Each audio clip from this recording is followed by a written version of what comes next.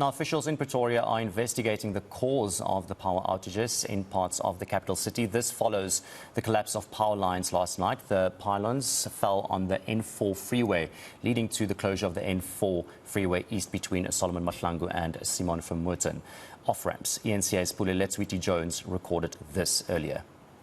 Details are still sketchy as to what could have been the main cause behind this incident here in the city of Tshwane. But joining me, of course, now is the executive mayor of the capital city, Mr. Celia Brink, to give us just a bit of clarity around this accident here. Mr. Brink, thank you very much for joining us. I know we don't have enough time, but just chat to us.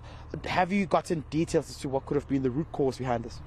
So we are awaiting a complete assessment, because it's very dangerous in these instances to jump to conclusions, and it's going to take, given the extent of the damage which your camera caught, it's going to take a while to get a proper, credible assessment of the extent of the damage.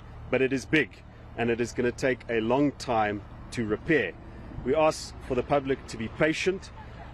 We ask for the public to please stay away from this site. We're trying to get law enforcement to ensure that the site is properly secured and closed. We know that large parts of Pretoria and Mamelodi are affected.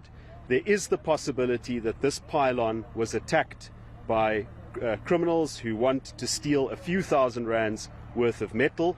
That is a distinct possibility. We know it's happened 3 or 4 times before, where the city has had to repair the pylon. So we can't say conclusively whether that is what happened, but we know the extent of the criminality and the attack on our infrastructure. That is a strong possibility.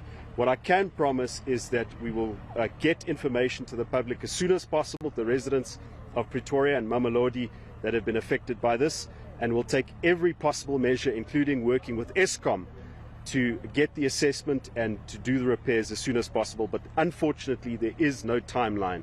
As you can see, it's serious damage, serious structural damage to our electricity network right here. Any confirmed casualties or accidents so far? To the best of my knowledge, there were injuries but not casualties, although I do speak under correction. We haven't yet fully seen. I know there were trucks on the highway that fell under the cables as the pylons collapsed last night. I believe that the drivers were rushed to hospital. I don't think that there were fatalities, but obviously that information is open to correction. And at least how many, do you know about the 6 power line structures that have collapsed and which are badly damaged? I know the team has been here, but do we know to what extent has this damage been caused and how much it may cost the city? Well, that is not clear yet. We're still busy with an assessment. And Pule, the risk is that if you give information on the fly without proper determination of the extent of the damage, you might create either panic or public expectation, which the city won't be able to fulfill. So it is best now to say that assessment is being done, and as soon as we have those details, those questions that you're asking, we will release it to the public.